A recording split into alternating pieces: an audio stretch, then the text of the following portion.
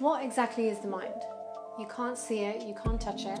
So what is it? This series on the mind will be in various parts, so do subscribe and hit the bell to be notified on my next videos every Wednesday. Now the mind, or the subtle body, has three main aspects, and in this video I'm going to be starting with the mind, or man. And now when I was younger, I used to read a lot of Vedic books, and I became quite interested in the Vedic psychology. And as I grew up and I went into the profession of psychotherapy, working with many clients, I began to understand the mind in more detail. So in these videos, I'm going to be able to present to you different aspects of the mind, different theories of the mind, and what it says in the Vedic texts. If you didn't see my previous video, please do check it out, and I'll put the link somewhere, because that really talks about the subtle body and the different aspects of the subtle body. So if you don't know what I'm talking about, then do go have a look at that video first. So the mind actually is consciousness that pervades the whole entire body, yeah, and it really doesn't have one location. Now the mind and its other aspects, like the buddhi, intelligence, and false ego, is ahankara, is subtle in its nature. And the word subtle means that it's fine, it's discrete, it's difficult to explain, it's difficult to understand. So, that's why so many psychologists come up with theories of the mind and try to psychoanalyze behavior, because it's subtle in its nature. It's difficult to fully really understand. Another thing that is subtle in nature is gravity, for example. Like, we aren't able to see gravity, touch it or feel it, but we know it exists because of its effect. So in the same way, the mind is also subtle in this way. So the first point in understanding the subtle nature of the mind is that it has a quality of being restless, unsteady, strong, obstinate. These are all things that have been described by Lord Krishna in the Bhagavad Gita when describing the mind. Now, if you don't know what the Bhagavad Gita is it is one book from the Vedas. And the Vedas consists of many, many, many books and different topics. The Bhagavad Gita primarily talks about the yoga systems, self-realization, the mind, the body, the material world, those kinds of things. So after Lord Krishna has explained to Arjuna different yogic practices, Arjuna then says, by the way, this relationship between Arjuna and Krishna is one of a guru and disciple, like a guide and a seeker. Actually, some people even say that it's a relationship like a therapist and a client. So Arjuna, being bewildered by his circumstance, which the story I won't go into, maybe in another video, but Arjuna is asking, he's saying, okay, you're explaining all these yogic systems, but the mind is so unsteady. How am I supposed to do these different austerities and yogic practices if my mind is so unsteady? And he even says that it's more difficult than trying to control the wind. And now this was actually spoken 5,000 years ago, right? So this is not new. The fact that you might be struggling with your mind is not a new phenomena. Krishna answers with the acknowledgement that yes, the mind is obstinate, it is restless, it is difficult to control. I did find this relationship between the mind and the wind quite interesting. So I was kind of analysing this metaphor and seeing that actually the wind, it is subtle by nature, just like the mind is subtle by nature. Now the forcefulness of the wind, when you look at how the weather works, which I'm not an expert on, but when you look at how the wind becomes forceful, it's because of what it is surrounded by. So the sun can cause an intense high temperature in one area of the world, and then that is conflicted with another area of the world that has an opposing temperature. These two conflicting or opposing elements then cause the wind to become very, very forceful. So in the same way, I found that really interesting, because in the same way, the mind, depending on what it is influenced by, will be of a certain nature. Now this is a really, really key point in understanding what the mind is and how to positively influence the mind, how to control the mind. This is a really key point, that what your mind is surrounded by, hence what you are surrounded by, will then influence the nature and condition of your mind. Yeah, that's really key. And even when I work with clients, when we are working through past trauma, negative thought patterns, it all stems from what has been inputted into the mind in the past. That's what we work with.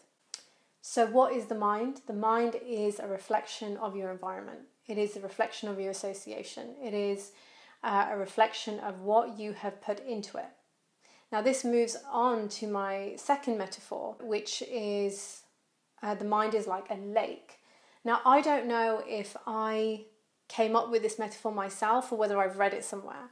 Now, I've read so many different things in terms of psychology, philosophy, the Vedic philosophy. So I don't know whether I've read this from somewhere or whether I sort of came up with this myself from analysing different things that I've read. I'm really not sure, but comment below if you've heard this before, and then I'll be happy to make those links. But the mind is like a lake. The waters of the lake can either be clear or murky. And what then enters into the lake from the streams then sits at the bottom of the lake. It sits on the bed of the lake. Now these streams are likened to the senses, or information from the senses, right? So you have, in the Vedas explains that we have 9 senses and sense organs. So information enters into these senses and sense organs, and it sits within the mind. Now the bed of the lake can be understood almost like the subconscious mind, right? Things sit and are stored. So depending on what experiences we have when we make contact with the material world, the senses engage with the material world, and we hear, we see, we feel things, and all of that gets stored into our subconscious mind, and we create memories, right, and past experiences. So these memories are mental impressions. In Sanskrit, we call that samskara. Now, because the mind is dependent on what we receive from the senses and the external world, it really means that association is really, really powerful. Like what I was mentioning before about the wind, that what surrounds us, what surrounds the mind, is what will create its condition. Now, in the Vedic text, there is a verse which is asat sanga tyaga. Asat means unwanted association. So association that is just not helping us. Now the Vedic texts talk about association that helps us on the soul level. Things and people that are going to help us spiritually grow. That is sat. That is the true association, right? Because sat means truth or eternality. Sangha means association. Tyaga means to let go of, right? Or to renounce. So asat sanga tyaga means to give up unwanted association that doesn't help us. And that is really important in terms of understanding how to improve the condition of the mind. And it's true just in the general sense of things. Power of association is really important when you want to achieve anything in life. If you want to become an engineer or a doctor or whatever it may be, then you associate with things and people of that nature, because that is how you're going to learn, right? In the same way, if you associate with people who bring you down, who are negative, who are, committing crimes, then you're likely to adopt those types of behaviors, because those are the mental impressions that are going to be left, in the lake bed of your mind, and create that type of nature within your own consciousness, within your own mind. So association is really, really important. Now, if you've had a very, very negative past where you've been bullied, or where you've, heard a lot of negative statements, or you've witnessed a lot of violence, then that can create a mental disturbance within yourself. However much you identify with those experiences is however much it's going to create an impression and an impact on your subconscious mind. So when I work with clients, I do a lot of work with almost sort of unearthing, this stuff that's sort of sitting on the bed, of the lake. A lot of it is about learning to let go and release some of that stuff, and then learn how to put yourself in better environments, learn how to distinguish between what's a healthy relationship, what's a not healthy relationship, just so that you are able to then decrease the amount of negativity that enters into your consciousness. This concept of mental impressions creating future behavior is not something that is just from the Vedas or an Eastern concept. You know, this is within the psychology in the West as well. And do you know who uses this principle the most? Is advertisement companies.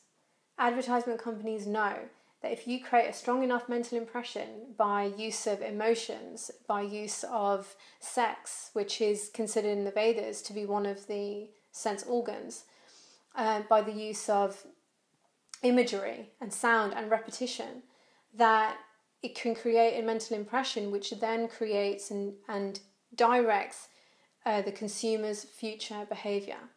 I mean, that's so powerful. This principle has certainly gotten into the hands of those who want to make money, those who have greater self-interest than the interest of others. Ultimately, right, that is consumerism.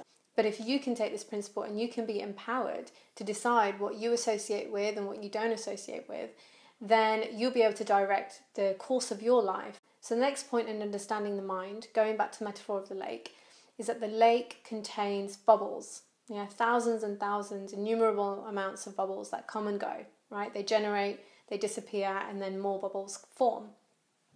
This is likened to desires. Now, this is from the Vedic text. I know that. We go through so many desires every day. You know, I want to eat, I'm hungry, I'm thirsty. The lake with thousands and thousands of bubbles generating is like the innumerable desires that are created in the mind. And the mind's other function is accepting and rejecting based on these desires. That's how it then instructs the body to then act based on these desires. Now, these desires are actually generated and created from our past experiences and our samskaras based on the information that we receive through the senses. If we want healthier desires, if we want to have healthier behaviors based off healthier desires, then we need to be in healthy, good association. Do you see how it all links? Comment below if that is making sense to you. Okay, and now the last thing is, okay, we can accept that the mind is unsteady by nature, it's flickering in nature, but really, how do we control it? You know, what is the answer? So that relates to buddhi, which is intelligence, right? And then something higher than that, which is self-identification, which is ahankara, false ego. I'm going to create a different video, two different videos on that, because this video is probably long enough just on the mind. But through the intelligence, we'll be able to help control the mind. Now, I hope you've liked this video. I hope it's been informative. And give it a thumbs up if you've liked it. Do subscribe for my next videos. Like I said, the next one will be more on the subtle body, the intelligence and the false ego. See you soon. Bye.